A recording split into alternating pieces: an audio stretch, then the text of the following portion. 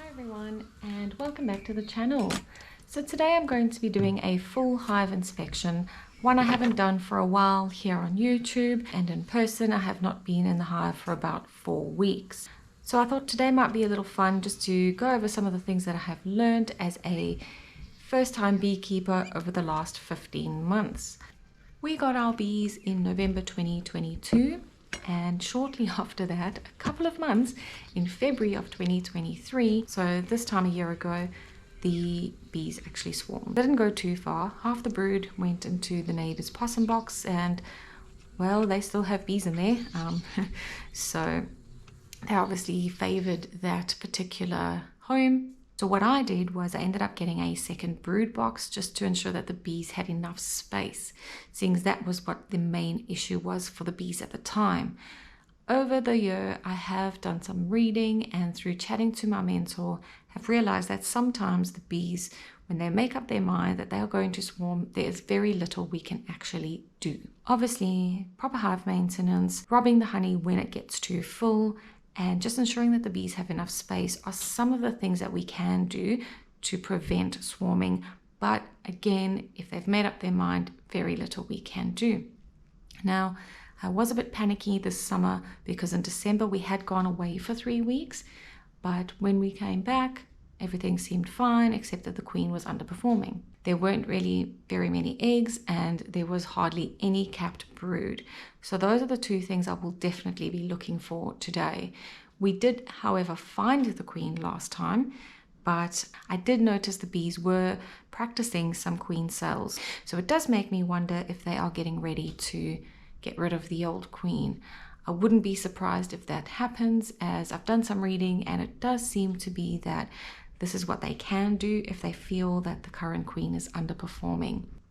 So today I'm going to be looking for some eggs, some capped brood, of course our queen, and just see what the numbers look like. We haven't seen any swarming activity or any signs that they want to swarm, so it's going to be quite interesting. So I've actually got 2 brood boxes and 1 honey super. So last year we managed to get 15 kgs of honey, and while that doesn't sound like a lot of honey to some of you, for us that was quite a lot. It was quite a surprise, and this is very much a hobby for us.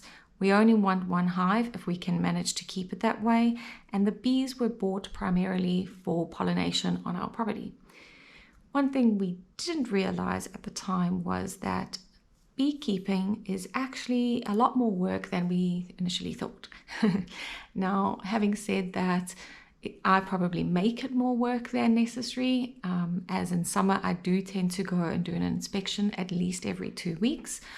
Currently I am a little bit behind because unfortunately Sven and I got COVID and it's just taking us a bit of time to get over. Now, one of my other neighbors also happens to have a few hives on his property, and in chatting to him he said that he only runs 9 frames per box. So when we got our honey super, I actually reduced the 2 brood boxes down to 9 frames each. So at the moment I'm actually only running 27 frames instead of 30, and so far that seems to be helping tremendously. So because it's super hot and humid where we are subtropical, so we're in Queensland, we do get quite a few hive beetle.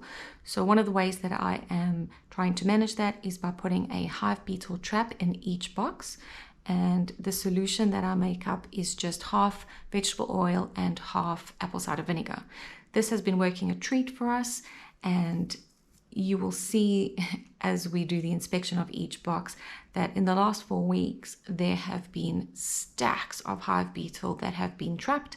It seems quite excessive, and you know it probably is. However, I'm so used to going in at least every 2 weeks that this is probably what it normally would look like in the height of summer. So I'm not going to be concerned just yet. We are very fortunate that at the moment varroa mite has not reached our area. I think Queensland, if I'm not mistaken, at the moment is actually still varroa mite free, which is fantastic. So just in case I get any of those questions, we do not have that problem at the moment. Generally, I do these inspections solo. Sven does help on occasion and just does the traps for me so that that can help quicken my process. When it is honey season, I then do require a bit of muscle because then the boxes get really heavy. But at the moment, with not much activity happening, I'm managing on my own. So I actually, interestingly, don't really eat honey. So we definitely don't take more than we need. When we started this journey, Sven had no interest in robbing the hive of honey. He sort of just wanted bees for the sake of bees and pollination. But we very quickly learned that if we didn't rob some of the honey, that the bees would then quickly run out of space and then swarm to look for a new home. So it's been a wonderful byproduct of having them. We have no interest in growing our honey supplies because I don't really have at this stage a massive need for it. We do, however, give some to friends and neighbors because obviously we can only eat so much and use so much as a family of 2. The bees that we do have are European honeybees. In our garden, I have actually seen some of the blue banded bees, which are beautiful. They're very noisy, I find. So when I have spotted one, I've actually heard it before I've seen it. They're absolutely beautiful. But we do also have the Australian native stingless bees. They actually look so strange to me that I didn't realize they were the bees the first time I saw them. I actually thought they were just some other sort of flying insect. Another interesting fact that I learned was I didn't think we were going to have enough food and water for our bees, as our garden is 7,000 squares. However, we don't have a whole lot of vegetation. We're getting there slowly, and of course I'm planting lots of fruit and veg, but I was just worried that we weren't going to have enough. But my bee mentor, who was the lady that I actually purchased the bees from, educated me and said that they can actually fly up to 7 kilometers looking for food and water. Now, I don't know that ours are flying that far because we are probably one of the few blocks in our area that is actually so bare. So our neighbor has a dam and lots of vegetation, and we've got a few neighboring properties with dams, and of course then lots of fruit and veg going as well. So our honey, I've been told, actually tastes quite floral. I will say I have gotten a whole lot better at lifting the boxes and putting them on the floor. So recently I was told if I lay them on their side that the bees don't get all confused. The bees have more airflow while they are not stacked on top of each other. This has been working a treat. I've definitely found a lot less casualties and a lot less bees flying around my head. As you can see in this frame, we have finally found our girl, my queen. I am a little concerned because, as we would have already seen previously, the worker bees are busy currently building a queen cell. Usually the ones on the side are practice. When it's in the middle of a frame, it is quite likely that they are preparing to make a new queen. Now, in the past, I have destroyed these cells to prevent them from doing that, to prevent them from swarming, but again, done some reading and it doesn't always work. It sort of deters them for a little while, but if they have made up their mind, then that's just what they're going to do.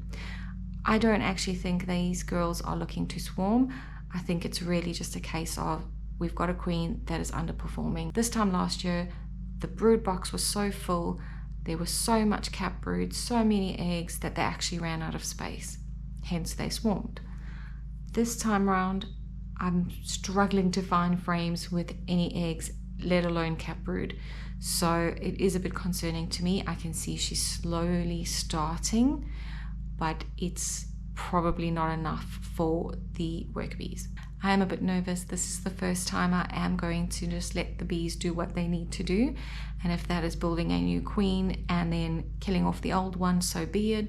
I'm just hoping and fingers crossed that they don't swarm instead. I have actually gotten a lot quicker. So a full hive inspection these days can take up to about 45 minutes to an hour. So it's quite a process. It does require from my part a little bit of planning. I need to almost psych myself for the job. I like to do it very early in the morning, around 7:30, 8 o'clock. More so because it just gets very hot here very quickly.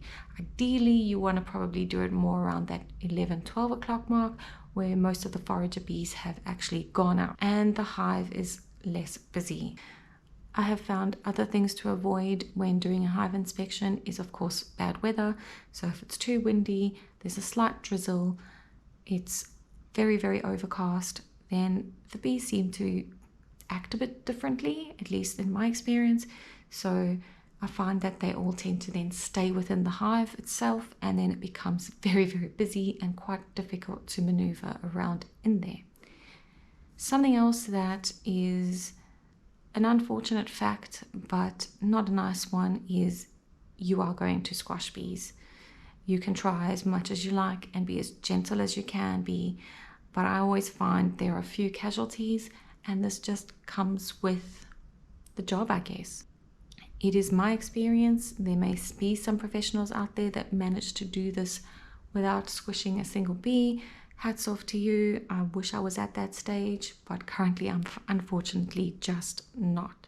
All right, everyone.